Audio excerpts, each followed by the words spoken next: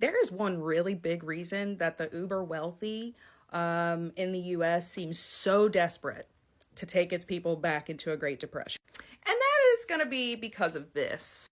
You see, during the Great Depression, things got really, really rough. And even though Hoover for a long, long time was like, you guys just need to pull yourselves up by your bootstraps and figure it out, that didn't work. So FDR was building his New Deal coalition in the background, and they were putting tons of pressure on Hoover to stop giving all his money to his bank buddies and his railroad buddies and to start giving it to the people, investing in programs that would help the people. And eventually, Hoover was forced to pass this Revenue Act, in which taxes were raised on the wealthy in order to pay for the systems and the programs that were going to support the American people, who were like at something like 23% unemployment rate at this point. That's right. By 1932, he passed the Revenue Act, and this doubled the top estate tax rate, cut personal income tax exemptions, eliminated the corporate income tax exemption, and raised corporate tax rate. And this set a precedent that we've pretty much had corporations and rich people fighting against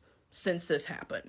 And a lot of the things that happened during the Great Depression, a lot of the federal programs that were put in place, a lot of these tax changes that were made, those still exist in kind of different resonances, right, throughout America. A lot of the programs that FDR helped build in his New Deal, the variations of that still exist today. Things that like help feed people and help people get jobs. But before all this happened, the ultra wealthy were pretty much just unchained in America. They could do whatever they want. They could treat workers however they wanted, exploit people however they wanted, and they didn't have to pay taxes. There wasn't really anything anyone could do about it. That's why they called it the Gilded Age. It was not gilded for anyone that had to work a job. So yeah, it's not rocket science to see why they want to return us to the 1920s, an age in which they didn't pay taxes and they got to exploit the American economy in any way they saw fit.